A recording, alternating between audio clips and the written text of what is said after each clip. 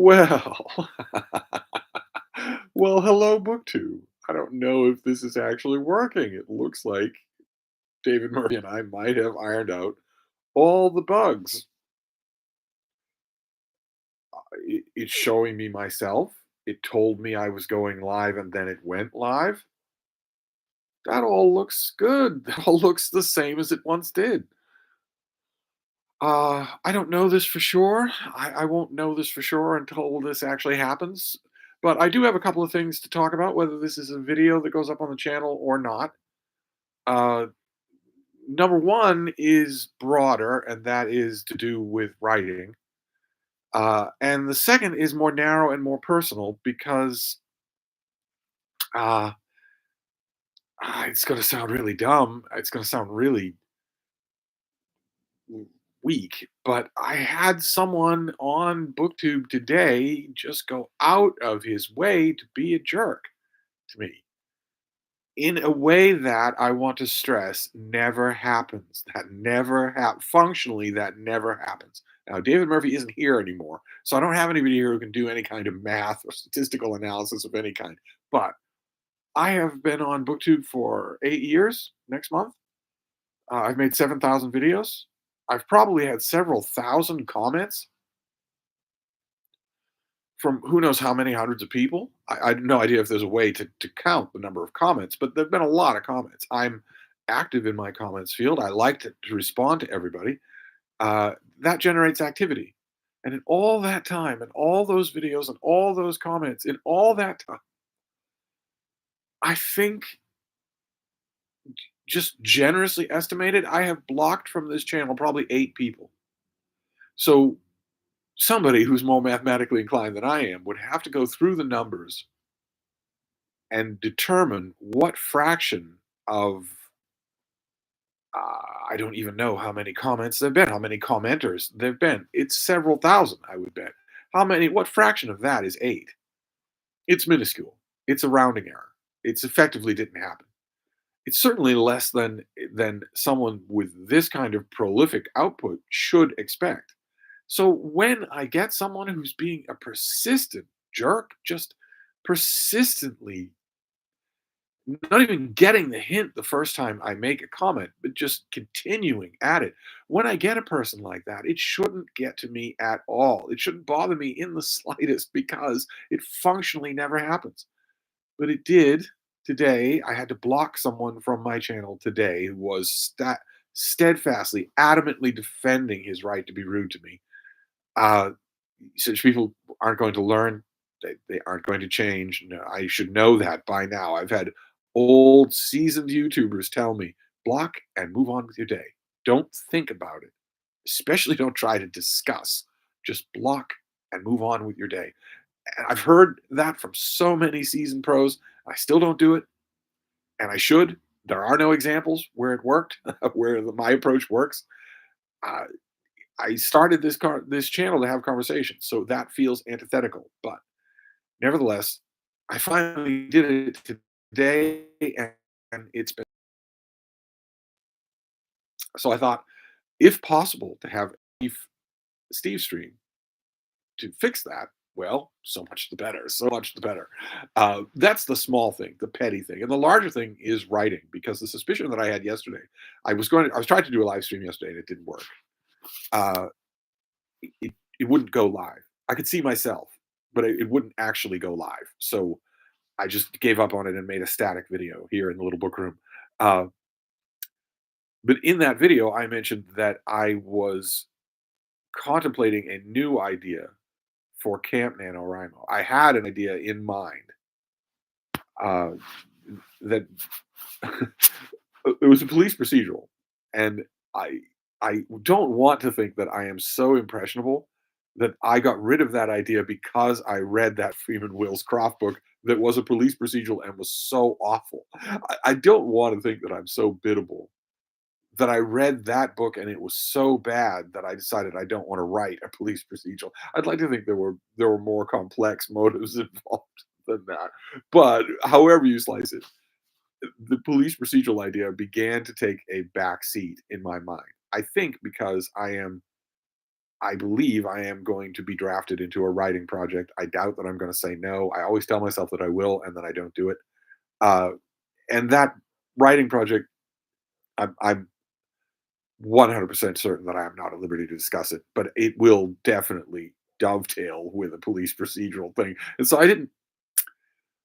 I mean, I'd like to think that that's the reason why I was backing off from the idea.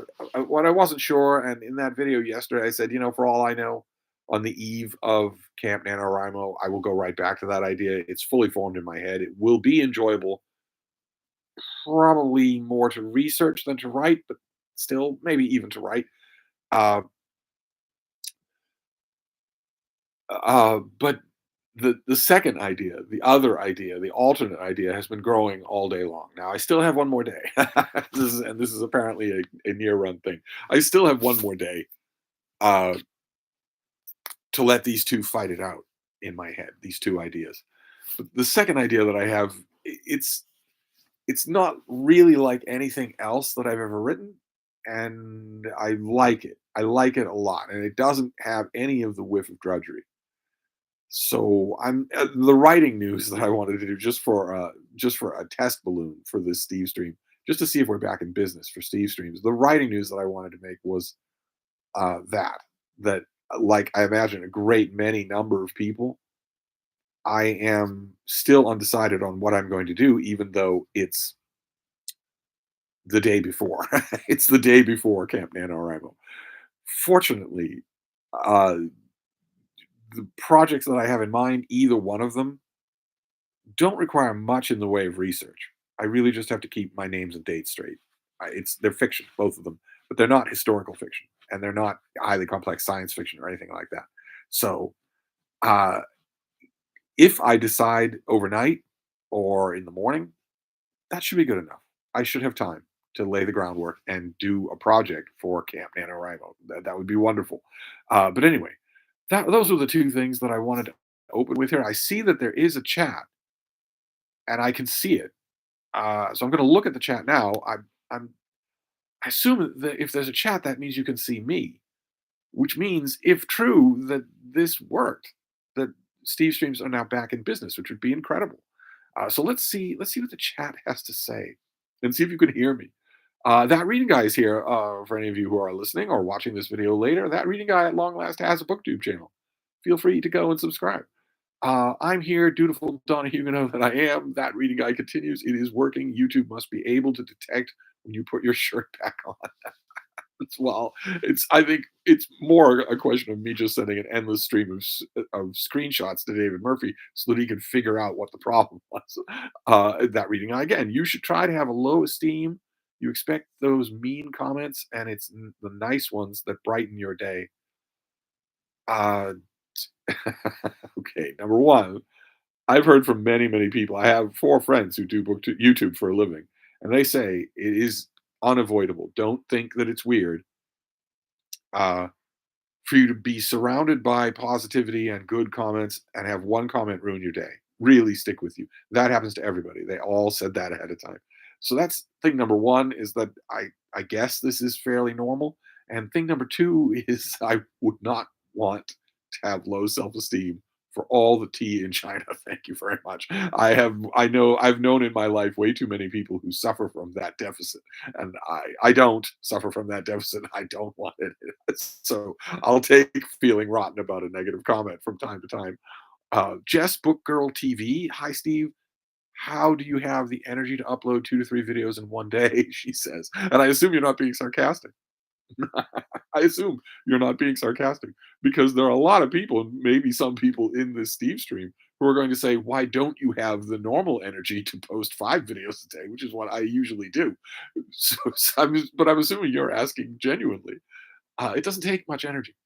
I don't I don't edit. My whole life is books and reading and poking my nose in other people's reading. So I am exactly tuned to BookTube's wavelength anyway. I, I was feeling sorry today that I only did 3 videos instead of 5. So Tom Fasano says your comments are always intelligent and articulate. I'm sure the idiot you blocked was jealous. Well, that would be a flattering way to look at it. What I didn't get was the persistence. What I never get is the persistence. That imagine being so persistently rude that someone has to block you from their channel. I don't know how many millions of comments I've left on YouTube channels all over the spectrum. No one's ever blocked me from a channel. Imagine how, I mean, the original comment was rude, but trivial. A stupid kind of flat fact correction of a type you would never offer to a person face to face. It's online rude, capital O, capital R. It's just online rude. That's an illness. People can have it. I didn't think much of it. The person just kept digging in. You always make mistakes. You made this mistake before. I'm just trying to correct you for your own good. You can't ever admit when you're wrong. So no wonder people don't want to deal with you. Just more and more layers of insult. When every time, stupidly, naively, I was expecting that a response from me would indicate to the person that this, whatever you want to call it, this parasocial relationship that I have liked, that I have enjoyed, is imperiled by my own snotty behavior, and I should stop that behavior. I don't know what it was. It certain the parting shot about no wonder booktubers don't want to deal with you was clearly meant to hurt my feelings. It was just clearly meant to hurt me. But it could very well have been the shot before that, that you don't ever admit when you're wrong, no matter what, no matter how small it is. As a comment on a video in which, by my estimation, I admitted to two errors just in that one video. Just it's, it just bugged me. That's all. The end result bugged me a lot, which is needing to block someone. I never do. Anyway, that reading guy, all your writing friends spend far too much time doom scrolling, and you have to pick up their slack. You spend too much time doom scrolling. That's for sure. Your bad habits as a reader and especially as a writer are practically written in neon in the air over your head in every video. Uh, Patty reads a lot. Hi. Hope everyone is having a good day. I'm sure whatever project you choose will be great. Well, we shall see. One is grim and gritty, and the other is, I hate to say it, feel good. I just wrote the story that I just wrote for the Steve Donahue Writing Collective is eventually going to be feel good. So I don't know. Am I getting soft in my old age? I don't know. Tolstoy 111. Hi Steve, welcome back to the live stream land. Do you like Ajra Gide? I recently got a charming mass market paperback edition of The Counterfeiters. Is it brown? Is it that slick covered brown mass market paperback? That was my introduction to this author. I don't like him at all, as you could probably guess, but I know a lot of people who do. Sam says, regarding the mean comments, can someone explain why people hate watch stuff they don't like? Doesn't make sense. I can't explain it at all. The closest I come to hate watching is watching a channel of someone that I don't like their presentation. I don't like their patter. I don't like all the filming gimmicks, the film footage of them looking off to one side like this because you're filming them from the side, or the adoring B-roll. But I don't leave any comments. I don't fume at them. I'd watch their channel not because I like their style of presentation, but because they provide information that I want. Uh, but the rest, no, I don't know. Uh, uh, let's see here. Fizzlebeef says, "Hi, Steve. What are your thoughts on Neil Stevenson? Is he in the Dude Bro Lit Club? His books seem to have influenced the worst people." He's a tricky one because Snow Crash is great, a genuinely great science fiction novel. But you're right. I shouldn't induct him into BroTube because uh, it's not his fault. It's not an author's fault who reads them. But you're right. It's some of the worst people love his books, so it's tempting. But Jess Book Girl TV, I wasn't being sarcastic. I just wanted to know, how do you upload 2 to 3 videos a day? Your channel is really good. Well, I really appreciate that. No, I didn't think you were being sarcastic. No, my only the irony of your comment is that 2 or 3 videos in a day is considered slacking by a lot of my regular viewers because I usually do 5. And as I've said, for years, I could easily do 10 videos, easily 10. I mean, look at what I didn't do today. What I haven't done this week, I have not revived Poetry Thursday. I did not do a read aloud of the gospel today. I did not do a read along of any book. The only read along I'm currently doing on this channel is bring up the Mirror and the Light, Hilary Mantel, and that's about to end. I could be doing a read along every day of something different every day, and so on and so forth. I could be doing a bro watch every day. I could be doing a, a 15-minute commentary on some bookish piece of news every day, and I don't. I don't do any of those. Uh, Tolstoy 111, the G edition is brown. Yes, it's that little brown mass market paperback. It has a sort of artsy fartsy face on the cover with the calligraphied script, yeah, and it's got a slick feel to it. Very poor binding. I don't think you'll have any more luck than I did getting through that thing without breaking it. But yeah, that was forever and ever. That was the Andre Gide that was in bookstores forever and ever, and I just became intrigued one day. Eventually, read my way through everything of his that's available in English, but never to good effect. Andrew Salisbury says, "Thank God a Steve stream." Well, it's not going to be a long Steve stream. I'm just tremendously happy that the bugs have been worked out of this. I have the right tech guy. The bugs have been worked out of this so that we can now go back to Steve streams. That reading guy's back. Tis the season for Easter gatherings, and yesterday the political discussions melted my brain. My IQ was dropping when they discussed the upcoming election, and we are in Canada. Uh, yes, right. The commentariat is exploding today for a completely predictable other story involving Donald Trump and a convoy of trucks that he put on his social media. A picture on one of the trucks showed a kidnapped and distressed President Biden. And the Trump camp is saying, well, he saw it and he liked it. But that's not the whole sequence of events. He saw it, he liked it, and then he posted it to 180 million people.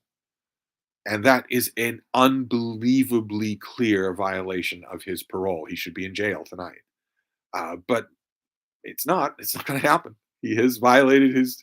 He's out on bail. He's on terms of release, and posting an inciting picture of a kidnapping and torturing of a sitting U.S. president certainly violates that. Certainly, it does. But it won't happen. Nothing will come of it at all. But I should point out the slight whiff of complacency that I hear when you say, "And we are in Canada," is misplaced. Okay, I just want to point that out. That whiff of complacency is misplaced. In two cabinet meetings that we know of, which means it happened 100 times, in two that we know of, Donald Trump floated idly the idea of invading Canada because he likes the real estate and doesn't think anyone's using it. That was two at cabinet meetings. In other words, his cabinet assembled and heard this that we know of, which means he said it repeatedly. But anyway, RTLLTR. Oh, the chat jumped, but that almost feels nostalgic to have the chat jump, to have the chat back. I might have missed it, and sorry if I did. But is there an STD pick for April? Yes, there is. Uh, this thing right here, The Hemlock Cup by Bettany Hughes, about Socrates and Athens and uh, Spartans and Persia. It's a terrific book, just terrific. Um, Andrew Salisbury. I just finished G.J. Myers' A World Undone, and it was fantastic. One volume survey of World War One. Thank you, Steve, for the recommendation. Yes, indeed. Steve's recommendations don't go wrong. I don't know if you might be on a World War One kick. I strongly recommend his book on the Borgias. To put it mildly, I strongly recommend it. Uh, Maximus Stedich is here. I think I know the exact commentator you're talking about. It was just bizarre. If I am, I don't want. We don't need to dwell on the subject. But if I, and I'm also notorious at being bad at this. But if I'm correct, this is someone who's been commenting on videos and joining live streams for a long time. Just decides, sorry, you left out a definite article, and I just need to correct you. That's all. What I want you to do is meekly put up with that. Just meekly say, yes, I was wrong. Please don't. Please, thank you for correcting me. When I wasn't commenting on the error, I was commenting on the obnoxiousness. Uh, Eventually, I decided if you're going to get down to the point of personal insult, of saying no wonder booktubers are distancing themselves from you, then you're never going to change this. No amount of reaching out or trying to get you to see how bad you're behaving is going to fix things. So you just have to stop it. You just have to cut it off. I've heard this from so many YouTubers over the years. Just block and move on. Don't even think about it. Don't hesitate. Just block and move on. And I would like to say that my response to that would be to present to those YouTubers the times when I have, instead of blocking and moving on, engaged and converted. Except I don't have any examples like that. So I know they're right. It's just, it feels like a defeat. It just feels like a defeat. Uh, Connor says, I've been reading some Frank Kermode lately. Do you consider him one of those worthless literary critics? Or can he sometimes be good? Sometimes. He's often good. He's often great. You've been reading him lately. Do you like him? Are you liking what you read? Surely you are. A little bit of a windbag, but still, good lord. Kevin JN, wow, reading the stories of John Cheever, and I saw a Stevestream was on. John can wait. Hello, Frida. Yes, Frida is right over there. You can't quite see her, but she's right here. We had an absolutely wonderful day, just wonderful because it wasn't really cold for the first time in what feels like forever. It wasn't really cold. It was chilly when you start, and then you acclimate, which is that is lends itself perfectly to the kind of dog walk that I most like, which is that I am just accompanying her, and there's no tension on the leash at all. It's just laying in my hand like that because we are stopping or moving whenever she wants to. All I'm doing is gently moving our course in a huge loop back home. But otherwise, no. And I can't do that when we're both freezing our giblets off. So it was really nice. Uh, let's see here. Uh, Patty reads a lot, says only someone who is the highest achiever would say, look what I didn't do today. Sounds like my perfectionist daughter. I hate to think that I'm not a perfectionist. But we a comment earlier said, where do you find the energy to make 3 videos a day? And you all know that that is not the whole of what I do. Usually I make 5 videos a day and could easily do more. So it was actually kind of comforting to hear someone say, where do you find the energy to do 3 videos a day? That's great. It doesn't make me feel like quite so much of a lazy bum. Uh, that reading guy is back. Thank goodness you don't need to make up for my bad habits since I am a teacher and not a professional writer. Yeah, but you should write. Do you write regularly? You should. Are you going to do Camp NaNoWriMo with me? Maximus Stedich says G.J. Meyer's book is fantastic. I found myself very inspired by his structure with background section essays. Yeah, might not have worked, right? You look at that World War One book and that structure, and you can easily see in your mind how it wouldn't work if it were in less capable hands. But it does work really well. Um, Tolstoy 111 says regarding Siskel and Ebert having no chemistry, didn't that help their dynamic? They were only paired because they worked at competing Chicago newspapers. There is an argument to be made that the fact that they didn't like each other and were direct competitors to each other when they weren't on screen together did create their specific chemistry. There's an argument to be made for that. I have never liked that kind of chemistry made by putting enemies in a room. I've never liked that. I always think that the viewer or the reader is better served when the chemistry is genuine. It can be oppositional, but where the two like being in the room together, where they like working with each other. But that could that dynamic could definitely be the thing that the producers were going for. It certainly was there, and it worked on viewers. They loved it. Uh, Mainly because one of the viewer would get to pick, am I Siskel or am I Ebert? Uh, let's see here. Andrew Salisbury says, I'm fearful that Trump is going to win.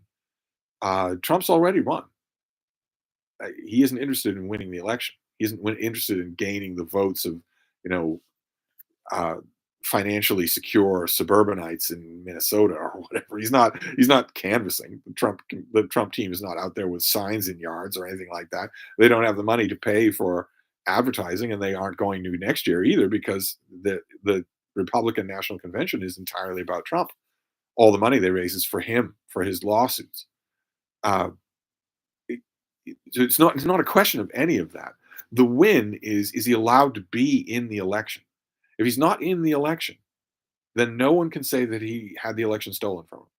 If he's in the election in any way, then people can and will say that and act on it. and he'll be the first to do that. The step here, the victory here, the way to stave off the other path is to not let him be in the election. I thought for a brief fraction of a second, I thought, okay, well, somebody somewhere sees that, which is why people are pointing out that the Constitution bars him from being in the election. He participated in an insurrection. He's not allowed to be president. But I, the Trump court is right there. They're right there to save his bacon. They're right there to do what they were put there to do. Um, he won't win the popular vote, and he also won't win the electoral college. He'll lose the electoral college by 80 delegates, the same way they did the last time. He's more insane, and that was he lost by that extent before he launched an insurrection against the government. But it doesn't matter. It doesn't matter. I wish that more people, especially in the commentariat, well, actually, one would be more than zero. No one in the commentariat sees this. I guess because none of them have ever read any history. Uh, but he isn't going to win in that sense. But he is going to win. He is going to seize power, definitely. Uh, unless the unforeseen happens. People in the commentary are always saying, he's just a symptom, he's not the disease. But if this symptom disappeared, the disease would disappear. Uh, Rich Brothers says two wonderful books about families in the shtetl during the Holocaust and beyond. Mosaic by Diane Armstrong and Conan by Theo Richmond. Have you read either, Steve, and your thoughts? A restoratory Stevestream, a triumphant return to the airwaves, 26 minutes of wonderful conversation, and then what? A have you read question. In fact, two. Two have you read questions.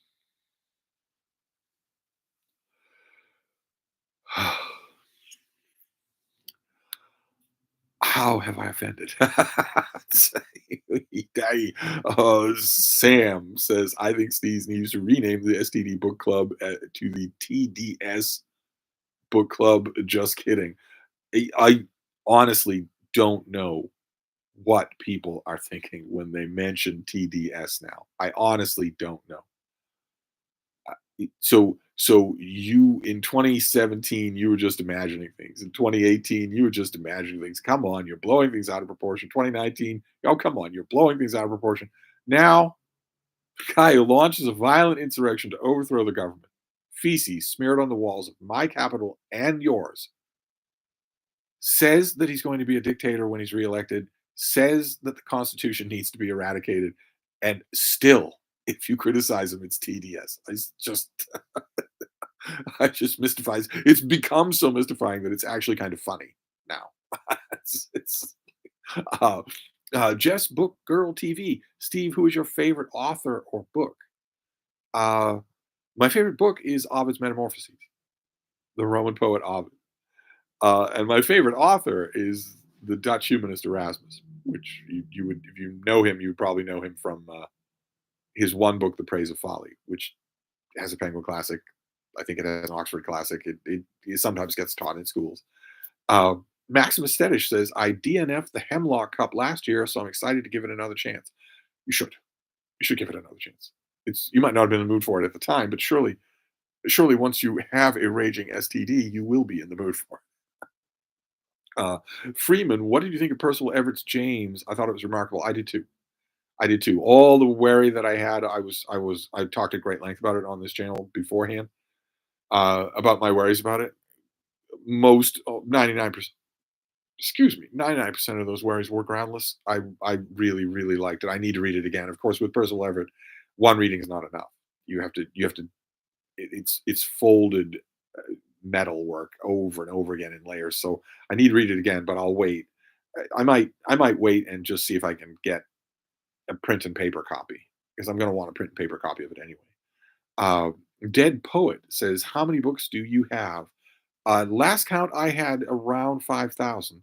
I'm hoping that it's fewer than that now, but that's print and paper. I have close to 15,000 ebooks.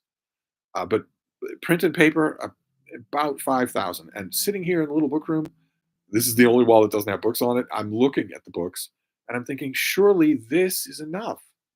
Surely the amount of shelf space that you have in this little room, which is floor to ceiling bookcases, is Enough.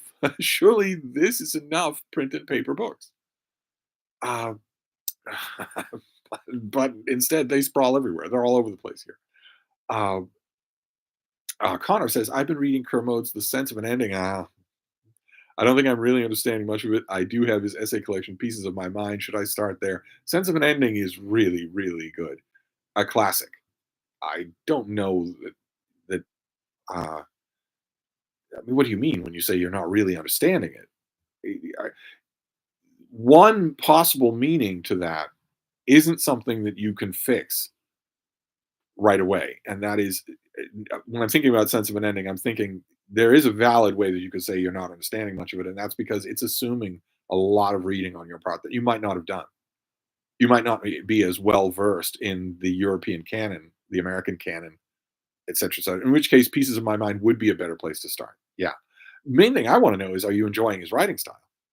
Uh, Tolstoy 111, don't recall you ever talking about Rushdie as a writer. Do you like Midnight's Children? I think that Midnight's Children is incredibly overbaked. And I think that about a lot of his stuff when he was an enfant terrible and making all the headlines. He's like I was mentioning, was it yesterday? He's an author I've liked better the older he's gotten. He's tamed a lot of that weird, aggressive, stylistic stuff that he was doing, and allowed a genuine storyteller gravitas to come forward. I like his later books better. I remember when that penny dropped with the monster of the Mistress of Florence. Is that what it was called? Uh, the Florence book. Which I thought was incredible. I can't remember the name of it right now, but I thought that was incredible. Um, and if I say it's the Mistress of Florence and it turns out to be the Monster of Florence, of course I'm not going to admit that I was wrong because I never admit when I'm wrong. Anyway, sorry, sorry. That reading guy's back. Would watching Steve videos instead of reading count as a bad? No, no, that's an excellent habit. Aaron, read a book. Have you watched the new Shogun adaptation? I'm just finishing the book tonight, so then I'll check it out. I have watched it. Yeah, not all of it. I have, I think, all of it as a screener, but I watched a little bit, and then I just got a yen to stop it and start reading. But I watched enough of it to know that it is really good, really lean and well done. Of course, there is some political signaling in it, some Twitterizing of it that I don't like, but not as much as there could have been. Certainly not as much as there could have been. Uh, Kevin JN says Bernie Sanders foolishly believes our locally elected officials can save us from Trump. Poor idealistic Bernie. Yeah, yeah. I don't want to. I don't want to get too partisan here, especially if there are Bernie Bros in the audience. But imagine if this Bernie, the one that we're seeing now, think about the last 4 years. Think about all the drop balls, all the things that the Bernie before his heart attack would not have missed. That this one is missing. Think about that as president. Uh, I don't know. A worthwhile guy, a smart guy, a compassionate guy, but I think we dodged a bullet. Uh, anyway, Andrew Salisbury has gone away. He's gone away. Andrew Salisbury has gone away. There we go. I visited the Isabel Stewart Gardner this past Wednesday and found the aesthetic incredible. You know what aesthetic I don't like, Andrew? You going to the Isabella Stewart Gardner Museum without me. You went without me. Okay, fine. I guess I smell.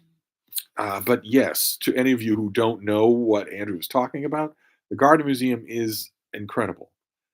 It is incredible. It is full of amazing artwork, and you would think, okay, well, it's a museum, so that's the full extent of it. But no, no, the museum itself, as I say all the time when I drag people through the Gardner, you could remove all the artwork from the Gardner, and you'd still want to tour it. So I'm glad you liked it.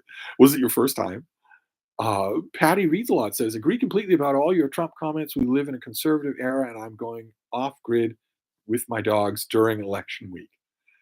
Uh, I wish, I wish, I hope that I'm wrong. I'm looking for uh, key things.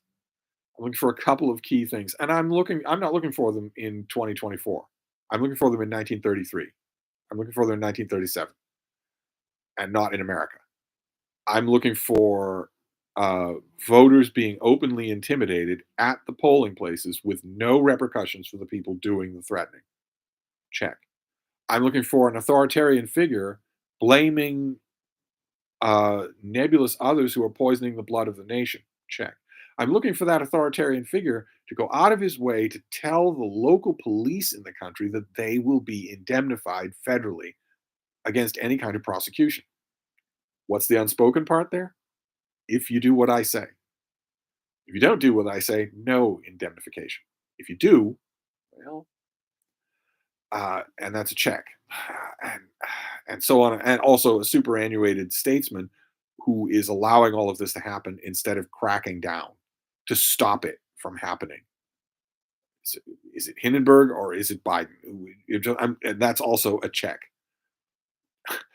What Biden should have done in 2023 was fire Merrick Garland and put in an AG who eats rocks made of sulfur and breathes fire, and he didn't do it.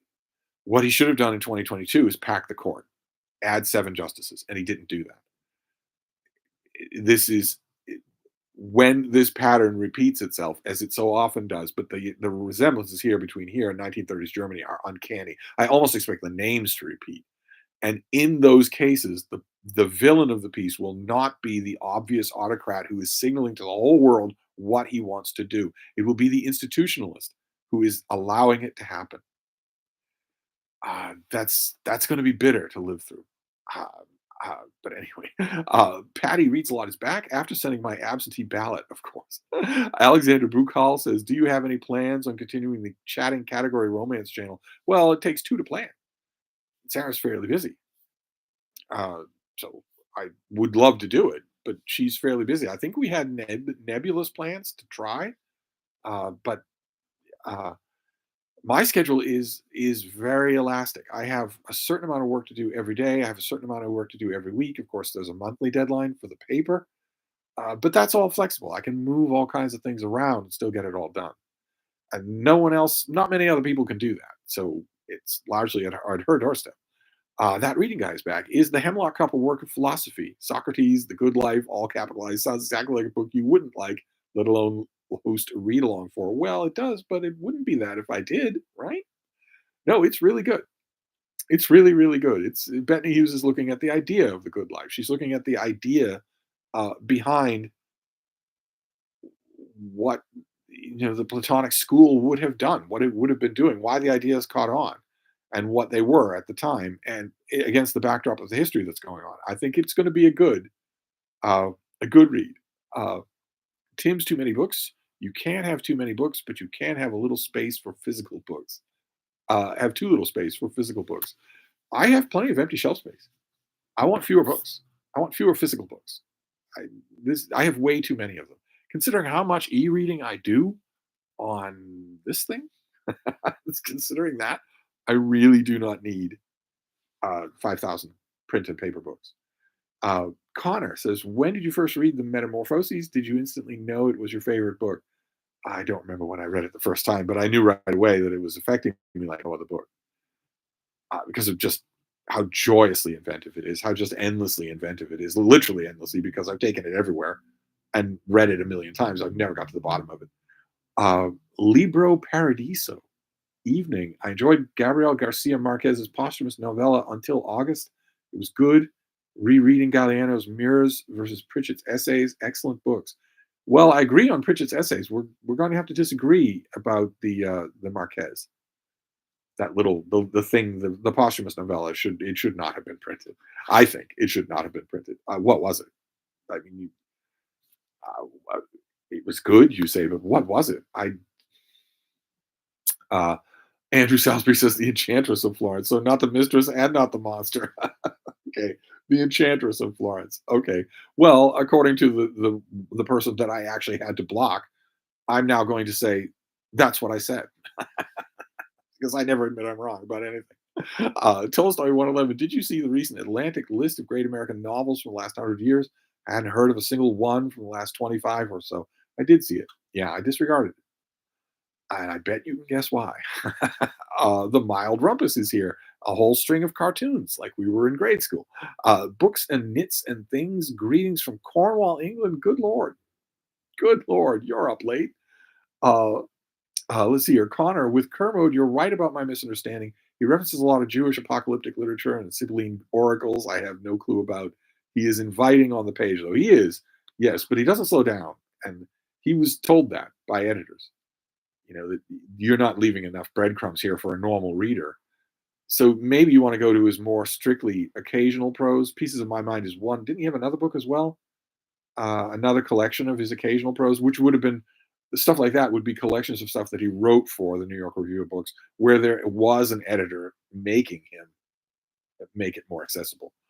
Uh, Tolstoy 111. So our current institutionalists are latter day incarnation of Paul von Hindenburg. The way to stop this from happening, the way to stop what's coming, is well known, but it is a break with institutional momentum. First of all, you have to pack the court or disregard the court. We have this is supposed to be a separate branch of government ruling on matters of law. It is not. It is not only a political arm, but a political apparatchik arm of a fat, balding, syphilitic, racist, sexist, fascist, lying moron felon from Queens. It's totally enslaved to one person, not even one political party, one person. So you either need to come out with an executive order that says we will no longer be abiding by the Supreme Court rulings, or you have to pack the court, add normal people to compensate for the seats that the fascist party in America stole, or swore in, 12 hours before deadline or whatever. That's one thing, and the other thing is that Merrick Garland doesn't want to be killed by uh, the Trump cult when Trump takes power. He's assuming that's going to happen, and he doesn't want to die at their hands, dragged behind a pickup truck along 10 miles of highway till he falls apart. He thinks about that, and he doesn't want that to happen. So you need to fire him and hire someone who doesn't care, or who wants to prevent that from happening. And instead, he still has the job. He is exactly he's the jurisprudence equivalent of Joe Biden. So the last person on earth who's ever going to fire him is going to be Joe Biden, but he needs to go. He needs to go. Ah, but anyway, Dead Poet says, "How old are you, and from how long have you been doing?" How old am I? Can't you tell? I'm 28 years old. I know. 2 more years to the big 3-0. But how long have you been doing? What does that mean? I don't know what that means. I've been doing BookTube for 8 years next month. Uh, if that's what you mean. Caleb Dunn says, Steve, who is the man in the painting that's often behind you? Well, this is Homer. The painting that's often behind me on the fainting couch, the person in that painting is Erasmus. Alexander Buchheil says, I'm currently reading A Princess of Mars by Edgar Rice Burroughs and The Shadow #2, The Chinese Dis and Mal Mordo. Amazing how well genre fiction from 100 plus years ago still holds up. So we have a Michael K. Vaughan fan in the chat. uh, I need to check. The Brattle Bookshop here in Boston got an enormous library of science fiction and pulp and fantasy and whatnot. Just enormous. They'll be pulling that stuff up until the beginning of summer. And I need to do another thorough check of that and see if there's another big box of goodies I can send to Michael, because he's still on that buying ban of his. Gifts are excluded, but he's not going to buy any of the stuff on his own. Uh, that reading guy says, you missed David Murphy's live stream last night. Mark Richardson and I were dominating the chat while David tottered over with alcohol, laughing at his own jokes. Hopefully he does it again next Friday. Did I miss a live stream? Did I indeed? Maximus Stenich, I was staggered by the Atlantic only looking back 100 years with their list. Well, how could they look back any further, right? How could they do that? The right kind of people weren't writing novels more longer ago than that. So that won't work at all. That won't work at all. No, no, no. I'm amazed they looked any further than 10 years back. Sean G says, do you think it's okay for a reader or to not read any contemporary fiction? Almost none that I've seen appeals to me. Of course it's okay. Whatever you want to do, whatever you want your reading to be. Just whatever you want your reading to be is perfectly okay. The only thing that's not okay, if you just decide, no, contemporary fiction is not for me, I don't like any of it that I've read, I'm just going to ignore it Fine. That's absolutely fine. You only get this one time to read, and in about 5 minutes, you're going to be dead. So you might as well read exactly what you want. The only thing Steve asks of you is that if you make that decision, you then do not comment on contemporary fiction. Don't start a sentence with, well, the problem with contemporary fiction today, if you don't read it, don't talk about it because that means you don't know what you're talking about. But you wouldn't do that. That reading guy says Mark wants to host a live stream with him, you, Jason, and David for the OGBG initiation. Did I really miss a live stream on David's channel? I find that hard to believe. But yeah, that would be a great idea. It's going to be a question of getting all those ducks to line up. Now you've got me thinking that I missed a live stream. Uh, Jim says, "Amen, Steve," but that could be in response to any prayer. Dead Poet says, "From how long have you been reading?" It's been a long time. I came to reading late in my life. I wasn't reading as a kid the way so many of you were. I envy that so much. I came to it late, and I've been making up for time ever since. It's been a long, long, long time. Tolstoy 111. I never read contemporary fiction. There is just too much great literature from the past. Even a lesser Victorian novel from lesser novelists is better than 99% of the current crop. Can't help but agree. It's the 1% that makes the difference to me. Because if I didn't read contemporary fiction, I would never have read any of the great contemporary novels that I've read. So I can't just turn my back on. Uh, Andrew Russell says, great to catch this as have missed the last few. Yes, I've missed doing them too. Currently reading Jonathan Aig's Ali biography. Unusually, it doesn't lionize Ali and is very well written. Highly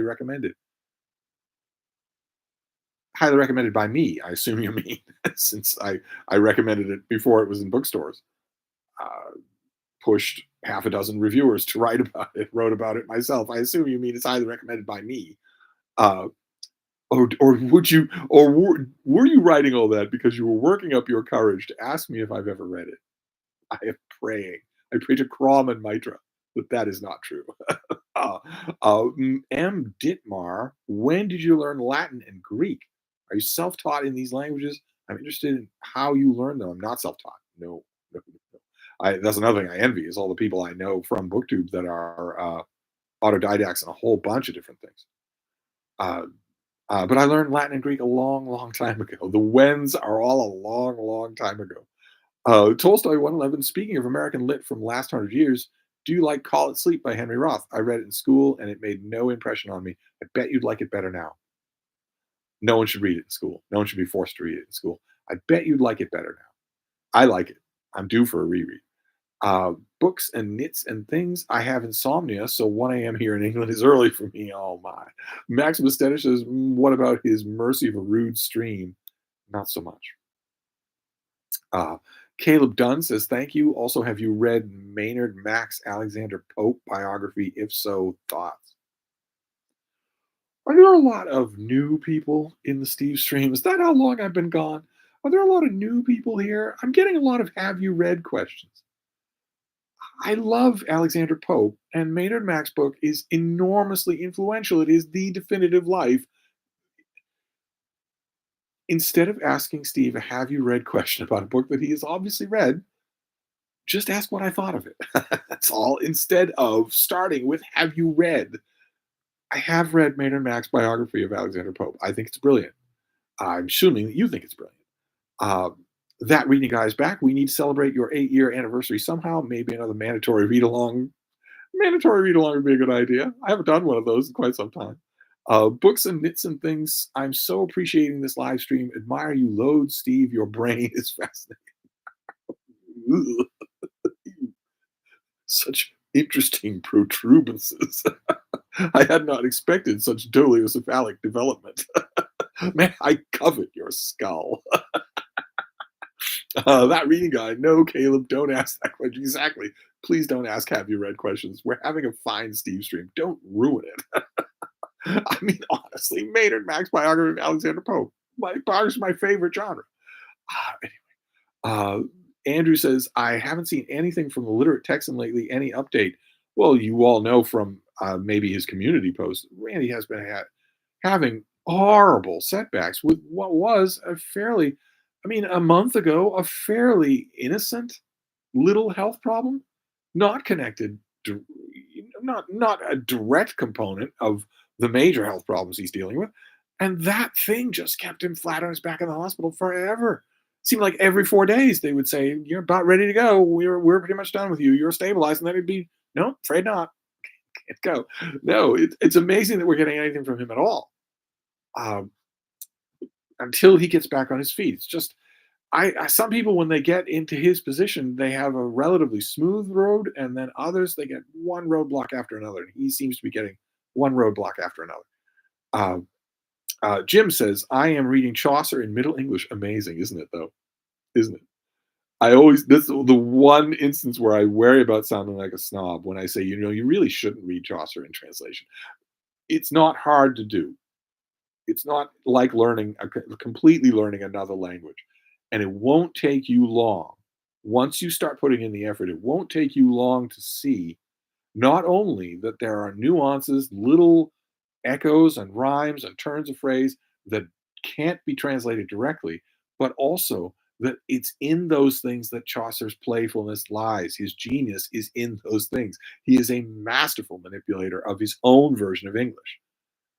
No offense to Neville Coghill, but you really are missing something with him. You're missing something in any translation, but with him, you're missing something in updating the English that you don't need to miss. It's not that hard to do. Uh, let's see here. That reading guy, have you read? Questions are strictly off limits. They ought to be. Just book Girl TV. I have to go. Happy Easter. Bye. Yes, happy Easter indeed.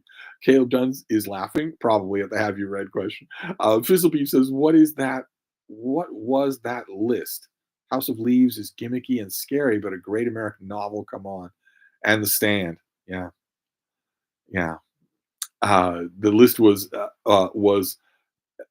two strangers meeting in a dark alley on a romantic night. They've both had a little too much to drink, and anything is possible. One of those strangers is Dubrow reading, and the other of those strangers is the progressive stack. And that list was the result of that sultry evening. Andrew says Steve is 80 but looks 28. I don't know where these numbers are. Hardly. No. I look 28. If anything, I look 25. uh, Cramerica Industries. Why, oh, why did David Murphy delete his back catalog? Can he be cajoled into at least refilming a library tour? I know. I know. I winced when I heard that. Even though I knew how eye-wateringly boring all of that back catalog was, I still winced at never nuke stuff like that. Just put it on private. No one's the wiser. Then you can bring it back if you feel like it. But instead, all that tedium is gone. He should. He has a channel still. It is active. He has over 1,000 subscribers. There are plenty of booktubers out there who work every day and dream of getting to 1,000 subscribers. He has it without even having a channel. He should do. I told him a video a week. That's not going to kill you. A video a week. Do a library tour. Do a currently reading. Whatever you want. Just no, no. Dead Poet says, "How many books can you read at a time?" It's only possible to read one book at a time. Books and Knits and Things says, "Yeah, Randy Ray was in an impromptu live stream with Book Time with Elvis this week." Yes, yes, and I worried about that. It was great to see him on camera again, but I worried that he stumbled onto BookTube. I'm not going to put words in his mouth here, but he stumbled onto BookTube, and he loved what he found, as I did 8 years ago. He stumbled onto BookTube and loved the community that he found. Immediately started making real connections with real people, and it was lots of fun. And I think I know him well enough to know that when he finds something like that, he can be irrationally stubborn in wanting to hold on to it. No wonder he has almost no old enemies and a whole platoon full of old friends. So while I was watching that stream, I was very happy about it, but I was also worried. I was thinking, how badly are you straining yourself to be doing this? I understand it. I understand why he did it, though. That reading guy, I'm not lying. He was testing live streaming because you were pestering him, and people in the chat forced him to stay and chat books.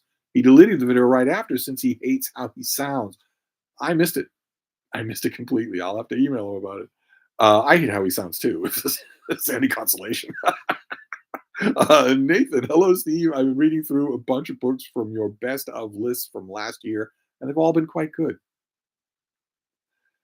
I put a lot of work into my lists, my year-end lists. I put a lot of work into them.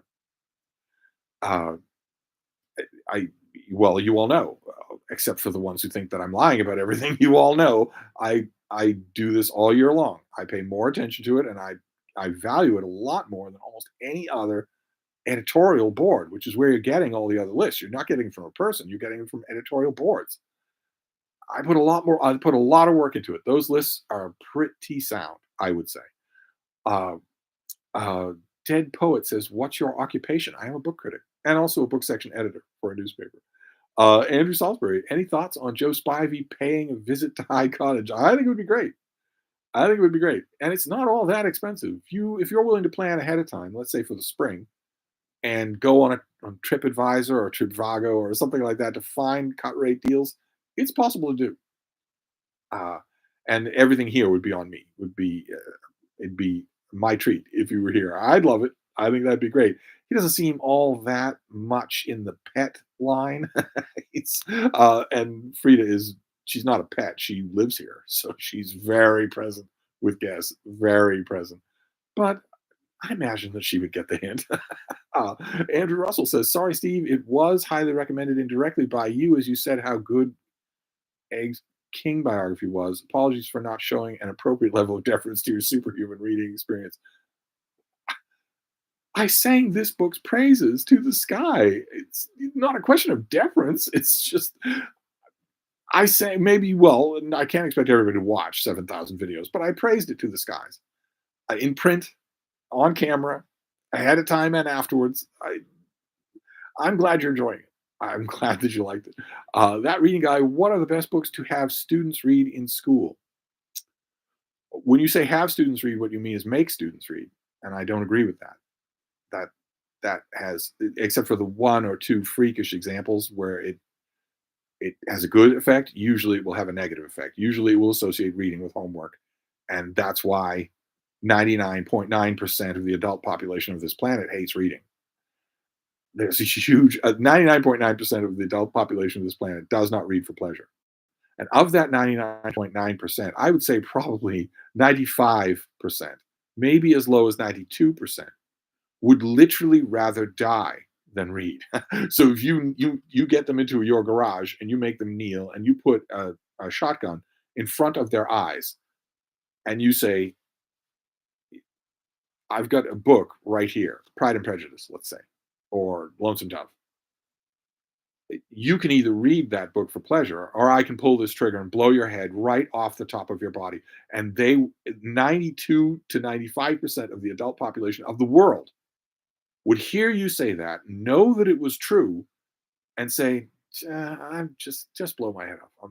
I don't want to do that." So, Vivian says, "Steve, you are a treasure." Oh, I hope you told that troll to go back under his bridge. I was mystified. I know this sounds very naive, but I was mystified at why you would insist on a trivial correction, why you would insist that correcting is part of a friendship, part of something that we're doing here, why you would get sanctimonious about it, and then descend into personal insult, why you would dig in when it's obvious that you are offending a stranger who's never been anything but nice to you. That's anyway, Sean G. I'm wondering why 2 years before the Mast isn't more famous in American literature. Almost never hear about it, but it's one of my favorite books. I don't get it either. Once upon a time, it was much more famous, much more famous. But now it's totally forgotten, and I don't get it either. I don't. It is really good. I don't know the reason. Dorothy Satterfield says, "Would you? Oh, would I what? Your chat jumped. Let's find you, shall we? Would you care to share the David Niven anecdotes you mentioned a few weeks ago? Some of us missed the first telling. I didn't tell the David anecdotes. I merely mentioned that they existed. That's all. They certainly aren't fit for an all family live stream. Tolstoy 111 recently read James's The Ambassadors. Oh Lord, the cliches are true. He chews more than he bit off. He wrote more and more about less and less. It was good for me to so I but it was good for me, so I liked it, I guess. Uh, Uh, well, okay, good for you. You didn't enjoy it, is what you're saying. I can't imagine that you would. uh, that reading guy, you should read Chaucer aloud in the Middle English to us. Pretty pedantic, wouldn't it be?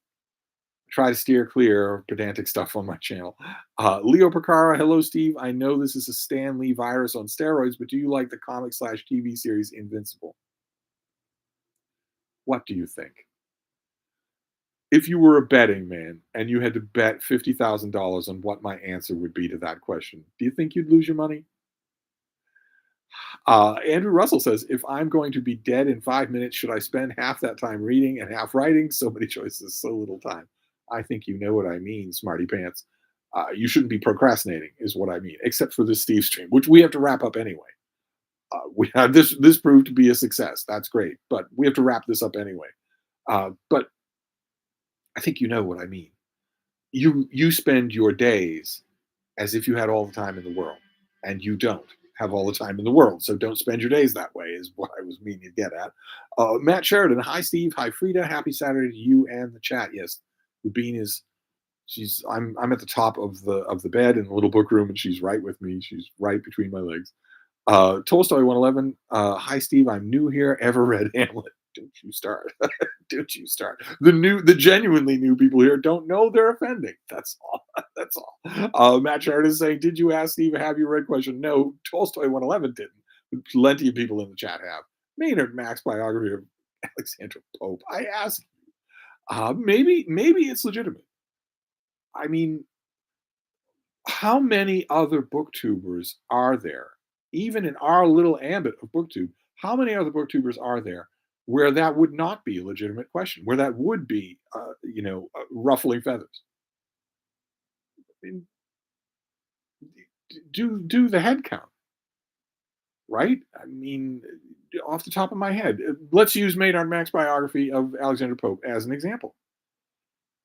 Uh, I think it's likely that Mark Richardson owns a copy. I don't know for sure that he's read it. I don't know that he's got to it yet. Uh, Jason Harrigan isn't on BookTube. David Murphy isn't on BookTube, and I'm not sure that he's read that book.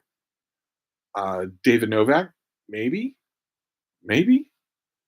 I mean, I guess what I'm trying to say is, believe it or not, I'm trying to defend the Have You Read crowd. That maybe if you're new to this channel,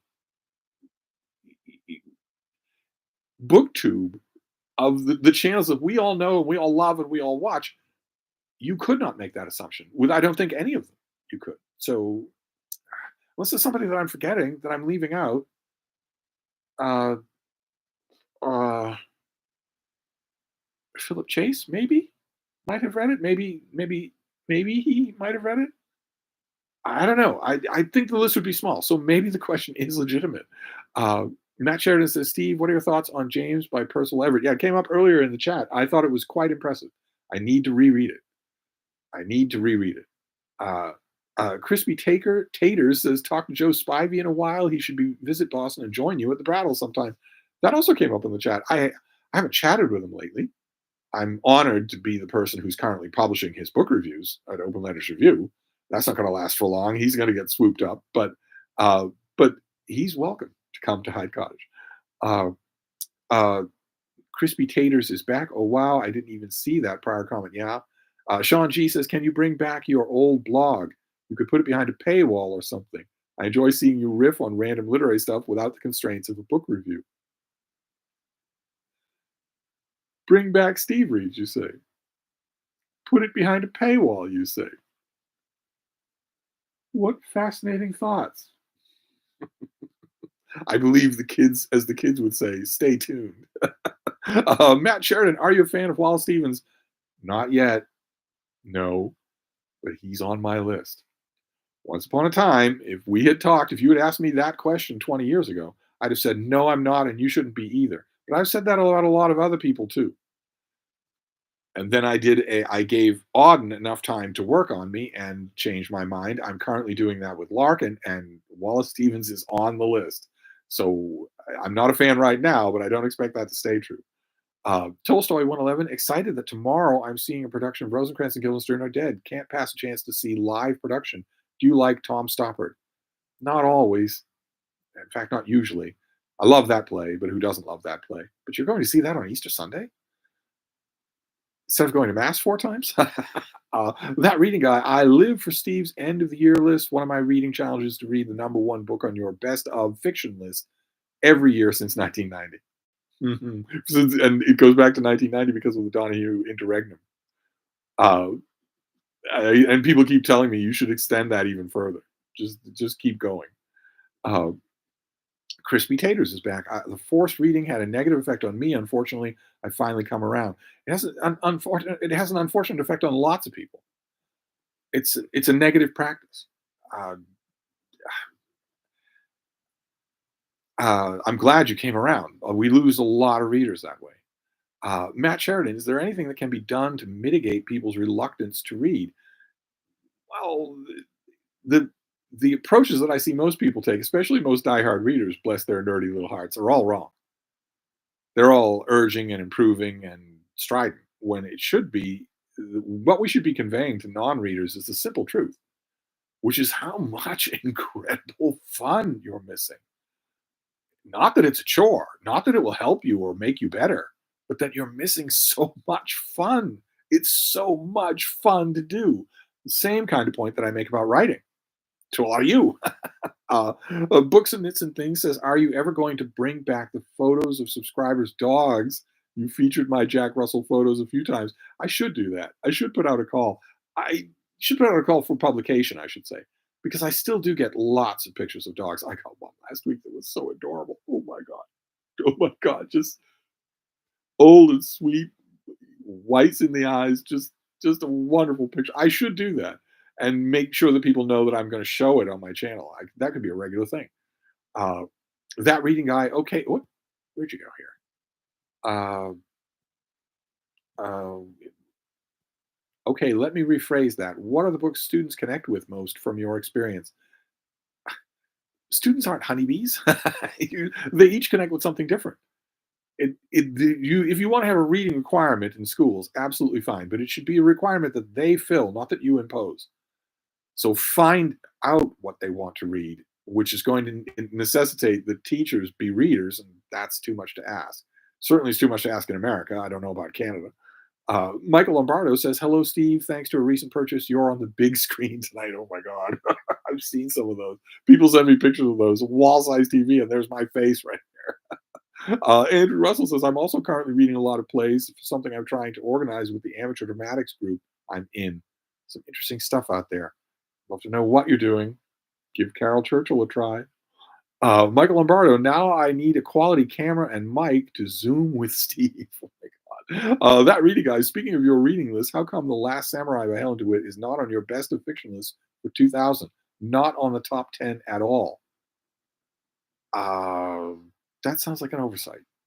I, unless I came to the realization of how great it was late, but I don't think I did. Uh, I'd have to look into that. Or it could just be that I haven't read it and I haven't read anything. uh, I know you're not saying that. I'm still a little chapped from that one rude comment today. Tolstoy 111. I love E.M. Forster's comment about the late Henry James' novel. Life has to disappear before he can do us a novel. Yes. There's also a quip about Henry James that was retailed in the Wharton plot just recently that I really like about him being upset that Edith Wharton, instead of himself, is the foremost lady novelist. Uh, Jordan Thomas says, "Hey Steve, hope all is well." It is. The Steve stream is going well, but we do have to end it. We do have to bring the Steve stream to an end. Uh, Andrew Russell says, "I'm almost tempted to start a YouTube channel just so I can chew over my reading habits with you, Steve. You can chew over them. Email me all you want." Quentin Curious Wimes is here. "Hi, Steve. I think your next read aloud should be the complete works of Allen Ginsberg, but in the voice of Sir Henry Baskerville." I know I would do a Ginsberg. My Ginsberg is really good. It's not something I get to use all that often, but it's really good. Hambo Hounslow. "Hi, Steve. Connor mentioned Metamorphoses. Was that Metamorphosis by Franz Kafka? Thing is, I'm reading it and loving it, or did I get the wrong book?" You got the wrong book. Yes, I meant the poem by the ancient poet Ovid. Although the Kafka book is, of course, brilliant too. I'd love to know whose translation you're using. Auntie Gaia says, Steve, do you like American Fiction, the film adaptation of Erasure by Everett? I have a screener for it and I haven't watched it. Shameful, I know, but I have a screener and I haven't watched it. Uh, Andrew's correcting us. Ovid's Metamorphoses. Kevin L says, I haven't read Huckleberry Finn in a long time, but should I reread it before reading James? You should reread it. Definitely. Doesn't matter to me whether you read James or not. You should reread it. Just for its own sake, you should reread it. Auntie Gaia, by the way, Steve, you're infamous. Oh, I'm infamous for something, that's for sure. Uh, let's go and find you. Your infamous 40-minute rant made me feel less alone in my surliness. I know that rant. I'm torn between it. I should never have made the video because it's just self pity. But on the other hand, it certainly resonated with a lot of people. So I can't really object to that. That reading guy says, how often do you read Philip Larkin for your deep dive into his poetry? You never mention him in your Friday read wrap ups. No, I don't. No, I didn't do that with Auden either. When it comes to a systematic reread, I tend not to mention it at all to anybody. And I'm with Larkin every day. In some capacity or other, I'm with him every day. And I don't, you're right, I don't mention it. For some reason, that just never comes up in my mind to do. When I'm doing a systematic reread, it never comes up. Uh, Matt Sheridan says, that feeling when a book truly immerses you is one of the best feelings in the world. I agree completely. I agree completely. And I shudder to think, I'm sorry to think of how many kids, especially young boys, in early high school, we are driving away from that feeling by making this punitive and assigned. Uh, Tolstoy 111 says, Stoppard is linked in my mind to the clueless dude bros who bash Shakespeare in love, which is literate, witty, and wonderful. Totally agree. Totally agree. Matt Sheridan, I remember that immersive feeling when I first read Isaacson's book on Jobs, truly a ride. And we all know that feeling. We all know what we're talking about when we do that. Think about how amazing that is. That's an incredibly private feeling. It's as private gets. And yet we've all felt it. And we all know exactly what we're talking about when we describe it. And it's the thing that is on our mind when we encounter a non reader. We're not, unlike the rest of the bookish world, we're not condescending to them. We're not pitying them. We genuinely are urgently sorry that they haven't had that wonderful feeling, and when they easily could. Uh, uh, anyway, Vivian says, dogs, yes, I have two rat terriers who read with me while asleep, actually. And Frida is a miniature schnauzer, very close to a rat terrier, and my first terrier.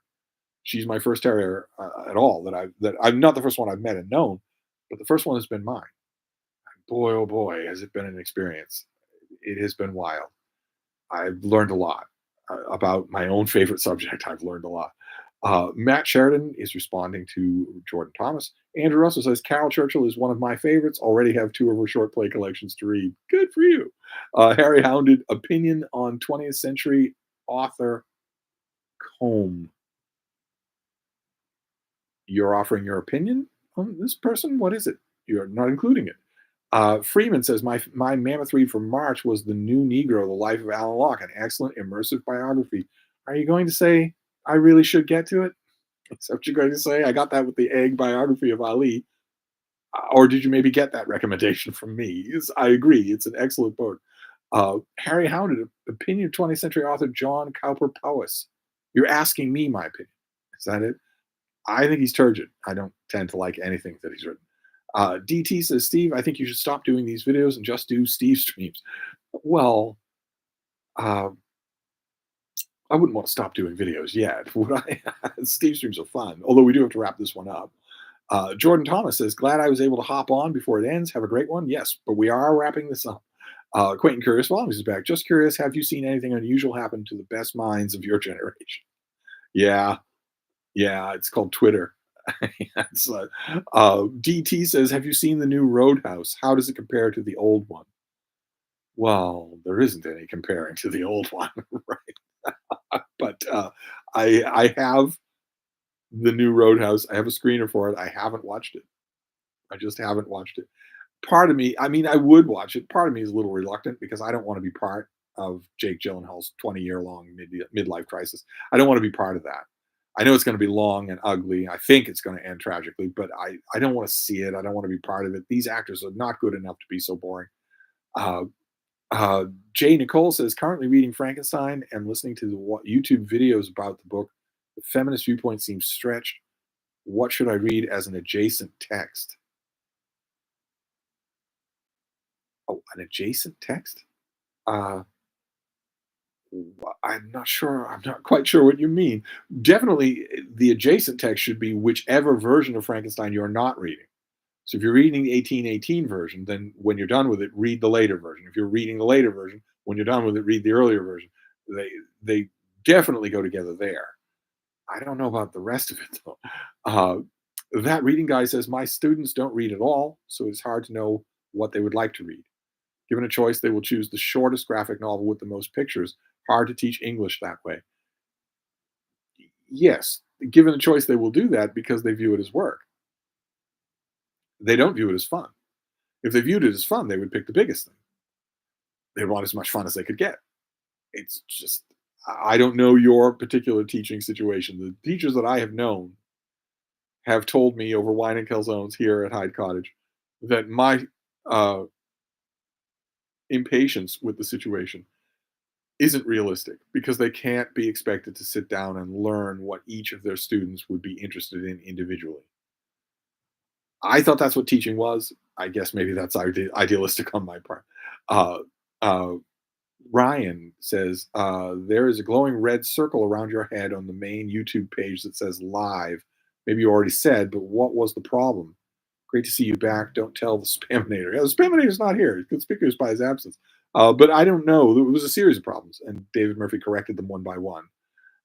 It looks like we've succeeded because this has been going on for an hour now. Steve Bronstein is here. Wonderful. Hi, Steve. Did you enjoy the Musk interview with Don Lemon? No, no, I didn't. Uh, Diane St. S. Loftus. Hey, Steve, are you planning to read Les Mis in the next 6 weeks' time? I am indeed. I'm a co-host for Classics and Company. I'm the secret co-host. I'm the one they don't mention. I'm the ugly stepsister of the co-host. But yes, I am indeed. In fact, I'm going to do my very first read of it as an ebook. Or do you think that you'll finish it sooner? I will certainly finish it. I will certainly finish it sooner than 6. Maybe you're new here. There have been a lot of people who have been new in this stream, so I shouldn't chuckle. But Les Miserables is 1,000 pages long. So I am certainly going to finish well before 6 weeks. Yes. I heard you're a fast reader. By the way, I couldn't read it on ebook. Why not? Sure, you can. It's words. You can read words, can't you? But yeah, I'm going to read it on an e. This will be the first time as an ebook. And I am a fast reader. Yes, indeed, I am a fast reader. I would need a weekend. I will give myself longer than that because I want the communal aspect of reading this at a crawl with all the other people who are involved in it, but I don't need that much time. View from the bar is here. 3,000 days and still no moose story. Nick Picarilli, students should just be required to watch Steve to see how exciting reading is. If you are a student, if you're a teacher and you have a live video hookup for your classroom, let's work something out. I guarantee you that there won't be an iceberg heart in the room when I'm done. Give me 30 minutes talking to your class on the TV at the front of the room. 30 minutes, especially if I get to interact with them. And there won't be any holdouts. I guarantee it. Uh, uh, that reading guy is back. Anything noteworthy on the Blob Watch rise? I don't have Blob Watch with me. I don't have it with me. The iPad is in the other room. I usually do these Steve streams in the other room on the fainting couch. But there is. I don't need to see it. Oh wait, do I have? I've got the phone here, but I don't think I have that program. I don't think I have that app on here. Do I? Let's take a look and see. But it doesn't matter. I don't need the app to know what's coming. No, I don't have it on. I don't have it on the phone. But there is a blob coming for the northeastern seacoast. Tomorrow, Easter Sunday is going to be clear. Monday is going to be cloudy, and then Tuesday, Wednesday, and Thursday a storm. The forecast are still saying snow on Tuesday and Wednesday. That's certainly not going to happen. But something big. Uh, let's see here. Ryan says, Steve, your essentials and mail vids must live forever. Streams are fun, but your videos are. Oh no! Then you jumped. Where did you go? But your videos are staples. I agree. I would never switch to just Steve streams, although these are fun. Very glad to have them back. Didn't know David Murphy had a live stream that I missed. Uh, DT says, "Why does Superman actor need to be a ham?" Because there's no other way to do it. There's no, as we know from one failed movie after another, there's no other way to do it. If the Superman actor is taking things seriously, then you're dealing with the Invincibles. Then you're dealing with a clean cut Aryan fascist who could burn the whole world with a gesture. It won't work any other way. You have to be cheering Superman, which means he needs to be a ham. So I always used to say that the perfect guy to do that would be the guy who played Putty on Seinfeld. I forget his name at the moment. He would have been perfect to do for as Superman. He's too old now to do it, but I guarantee you, there's an actor out there who could do it right, not do it the way the currently cast Superman is going to do it. Is as serious as a heart attack. That's not good. Batman is as serious as a heart attack. Superman is not. Uh, he should be hammy, not parodically hammy, but hammy, larger than life, and non-threatening. He threatens the bad guys. He shouldn't threaten you. Anyway, Michael Lombardo says, "Thanks for the heads up about the new Baldacci historical novel. He has a lot of fans at the library. This one looks interesting. I'm definitely going to give it a try." Jay Nicole, and also, you're welcome about the heads up. But should I keep doing that? Should I keep doing forthcoming book videos? Got a lot of emails from people saying, the more of these you do, the better, for all kinds of reasons. I hesitated because I haven't always read the books, and I emailed back a few people and said, well, I hesitate because I'm sometimes just speculating on the book, and a lot of people have written and said your speculation is pretty good, better than a lot of speculations, better than library journal speculation. So definitely something to think about. Jay Nicole says, should I read Romantic Outlaws? From what I understand, it is about the Shelley and Byron party. Romantic Outlaws is pretty good, sure. Matt Sheridan, Harold Bloom in his final years, as ill as he was, could recite Wallace Stevens' poems with so much passion that was infectious. I agree. I agree. Uh, I know exactly what it feels like to have Harold Bloom urge you to read Wallace Stevens. That reading guy, most dedicated readers won't even pick the biggest book for fun, as March of the Mammoth shows. All right, well, you're being very dogged on the subject, but you are wrong. I mean, I appreciate that you're sticking to your guns, but those absolute non-readers in your class are enthusiastic readers who haven't been given the right book. That's all. How could I, being who I am, think anything other than that? There is no such thing as a non-reader. The thrill that we're all describing in this Stevestream, the thrill of losing yourself in a book. How many things have come up here? How many different candidates? Everything from Isaacson's biography of Steve Jobs all the way down. That feeling is real, and it's fantastic. There isn't a single person, I don't care if they're a surly 13-year-old or a 90-year-old who's given up. There isn't a single person who wouldn't love that feeling. And there's a book out there that will do it for every person. Uh, a DAAS, I'm new here. Yes, DAAS, you are not the only one. I get the strong impression there are a lot of new people in the Stevestream, and that's fine. That's absolutely fine. I must be a little less touchy on the subject of have you read questions. Maximus Stedish, it helps when a teacher actually has enthusiasm for reading. All my English professors have treated reading like it's a combination of archaeology and accounting. Mhm. I don't want, naturally, I refrain from blaming teachers explicitly here, not only because there are some teachers in the chat, but also because teachers are heroes. They're on the front lines getting paid absolutely nothing to do the most important work in the world. But yeah, if your teacher is enthusiastic about reading, you will be enthusiastic for reading. You'll be a lot more open to it than if they aren't, which is why I say, if you've got a hookup, a video hookup at the front of your classroom, give me 30 minutes, especially if they get to ask me questions, especially if I get to ask them questions. Oh my. I'll find the enthusiasm, no matter how buried it is. I'll find it. I guarantee you I will. Michael Lombardo, we really do need to wrap this up though. Uh, uh, Michael Lombardo, Steve is a shadow co-host of many booktube events. Yeah, I am. They don't want me in front of the camera. They don't want to acknowledge me. Uh, Matt Sheridan, I wish you could do that in my class. My professor would never allow it, unfortunately. It is unfortunate. It can be done. It can be done. Definitely. I can do it. I've done it. In many classrooms, I've done it. Find that little black knot of resistance all the way in the back northeast corner of the room and go right to it, saying, this is required for you to sit here, but it's also incredibly interesting, more interesting, whatever it is you're grousing about. Let me show you how it's interesting. Let me show you why. Uh, that reading guy says, I would love to have you talk to class of mine, but unfortunately, I doubt the school would go for it. Maximus Stenich, ask forgiveness, not permission, Isaiah. Michael Lombardo says, I can attest Steve on full screen in high def is an experience. Quentin Curious Problems, Patrick Warburton, that's his name. That's the name of the Seinfeld actor. And he's too old now, but I guarantee you there's somebody else that we can find. I guarantee that. Uh, Give me a minute or two just to think about current sitcoms or whatnot. I could probably come up with it. Uh, that reading guy says, do you still write your weekly column? No, the weekly column went away. Although someone mentioned earlier in the chat reviving my old Steve Reads literary blog behind a paywall. Maybe a modest paywall. View from the bar. Thought of you reading the new Joyce Oates letter collection.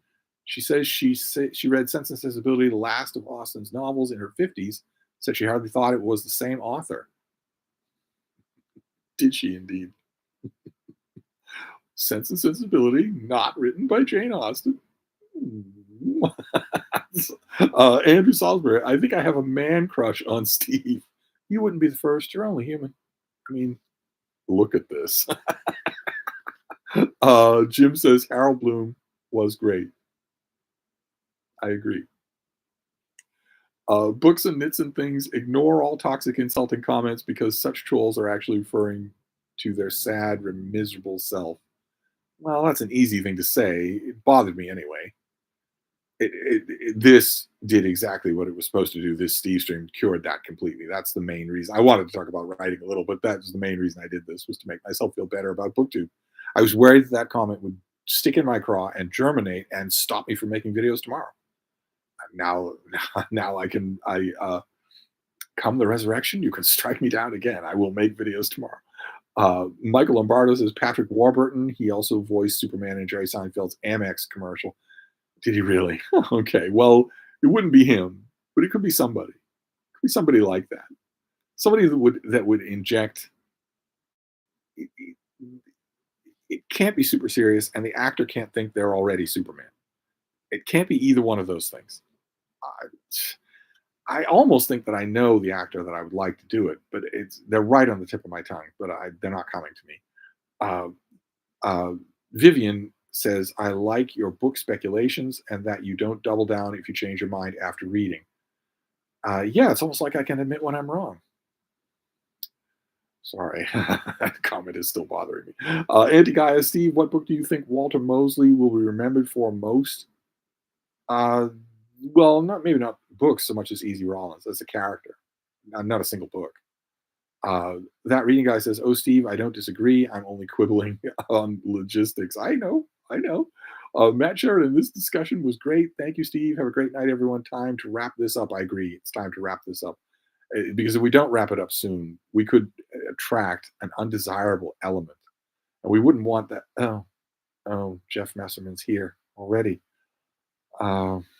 Well, isn't that awkward? Well, nice to see you, my producer, but we're wrapping things up. Sorry, gotta go. uh, that reading guy says, are you a fan of Peter Heather as a historian? Nice try. Nice try, Bob. You think after this particular Stevestream, I'm not going to be extra sensitive to someone trying to smuggle in a have you read question? Nice try. There's a thing called Google. You type in my first name, my last name, his first name, and his last name. You'd be amazed at what comes up. Michael Lombardo, will you be getting the Silver Age Superman omnibus? No, I won't be. No, not because I'm not happy about it, but because, first of all, I have all those issues as ebooks. And second, those omnibus editions aren't usable. They are uncomfortable to use. So as much as I love the idea, I won't be doing it. No. That reading guy says, "Who is better, Jeff Messerman or the Spaminator?" I think of them in very similar terms. View from the bar. Are you thinking maybe that county cop from Stranger Things, the aborted Hellboy actor? I don't think I know who you mean. I know who the kind of thing I would want. I would want a comic actor who has the ability to do serious stuff, which a lot of them do. I'd maybe go for a comic actor who's, a little bit overweight. We'd want him to tone up for the part, but definitely don't lose the baby fat element. I know you're all some of you, the ones that have been watching me forever and ever, or that know me in real life, are going to say the thing I'm angling for is George Reeves, and I'm not. I swear I'm not. But it has to be something like that. The sense of unbelievable power has to come from somewhere other than the physicality. It can't be that Superman is so big and so jacked and so ripped that you believe he's Superman. It has to come from somewhere other than that, and it suffers when it doesn't. But anyway, that reading guy typing on Google is not good for my arthritis. You're not telling me you have arthritis. You're like 17 years old. You can't possibly have arthritis. Uh, Chrisam70 says, I had one teacher that when we finished a book, we got to watch the movie. King Arthur was a favorite. Yeah, I've seen teachers do stuff like that, and I don't agree with it because it reinforces the idea that reading is something you put up with in order to get your reward, when reading is the reward. Uh, but better than nothing, I suppose. That reading guy says Jeff Messerman has the raw talent to be a star and the good looks to boot. There's another Jeff Messerman out there that I don't know about. DT, Stephen Hunter's Bob Lee Swagger books, are they better than the Reacher series? I'm reading a collection of his action movie criticism. I'm slowly enjoying it, and he's making some points I like. Yeah, Hunter's a real good writer on movies, and his Swagger books they're the same as Reacher. They're both completely unbelievable. They're very much the same setup. If you like the one, you'll definitely like the other. Connor, so you're saying the next Superman should be Timothy Chalamet? No, no. But find an actor who has that kind of, I don't even know how to describe it, a larger than life feeling that isn't serious. I'd have to dig around for an example, not Chalamet. No. Steve Abramsky says, do you think Mark Cuban is a decent person so far as billionaires go? Would he be a good president? He'd be a terrible president. Michael Lombardo says, I believe Marvel does reprint the letters page and omnibus reprints. Have you pre-ordered Micronauts? I don't want the anthology. I don't want that big omnibus edition. I was just curious to know if they reprint the letters pages, that might be something to comb through the volume for. Um, Diane says, will you please end on your thoughts about writing? Thoughts about writing is an entire universe. Their whole channel is devoted to that. I can't possibly, what would that even mean? Thoughts about writing. It's great, and you should do it. If you don't do it, you should. If you don't do enough of it, you should do more of it. You should all be joining me for Camp NaNoWriMo in April, which means you have tomorrow, Easter Sunday, to think up your project. That's what you should be doing. Uh, Jeff Messerman, good Lord, that reading guy, are you trying to get fired? uh, no scary book critic will bully me otherwise. I'm not scary. Uh, Vivian says, bye, snuggles to the bean. Yes, that's very nice. I will snuggle with her. We need to go out. But we need to wrap this up anyway. To readers, it may concern, good Lord, all the great booktubers are here. I had a teacher give me their Everyman's Library edition of The Origin of Species, and that one act may have changed my life. I felt guilty not to read it and then became in a way into nonfiction. Far be it from me, as a lifelong Catholic, to decry the benefits of guilt. But the teacher's gesture of believing in you was probably the motivation that you had, that you needed. Uh, Stephen Bronstein, do you still follow David K. Johnson for Trump insights? David's wonderful. He's been wonderful. He's been right all along. He's been wonderful on this whole subject. I forget the name of the guy. You might know. He's on YouTube. He has a channel that, and he and David seem to be friends because he has David on all the time at length to talk about whatever he wants. And that's a joy. It's an absolute joy to listen to him. I love it even when he gets into the weeds of the financial stuff that he knows better than anybody, not just about Trump, but about anything. I can listen to him talk about tariff reformation schedules all day long. Uh, Michael Lombardo says, "Just trying to keep this stream alive. Happy Easter, Steve and company." Yes, happy Easter to all of you. We do have to wrap this up. Let's make sure we do that. Uh, uh, that reading guy says, "Good night to David Murphy and Sam Sachs." They aren't here. Good night to the Spaminator and Jeff Messerman. You're not drawing an equivalent, I assume, between those two groups of people. No, Sam has not come over in a while. David hasn't been here. He won't be here for months and months. I'm back to being a lonely old shut-in. But this was just what I needed. This was just what I needed in ways that I can't thank you enough uh, for this. This restored my faith in book two, which was wavering on the afternoon dog walk. So I'm going to wrap this up. Now that I know that Steve streams are possible again, we will definitely do them. But now I know that it works. So uh, I'll wrap this up and get back to reading.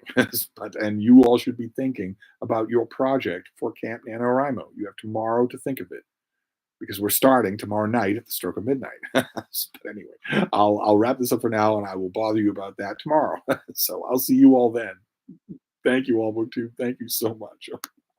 Oh my.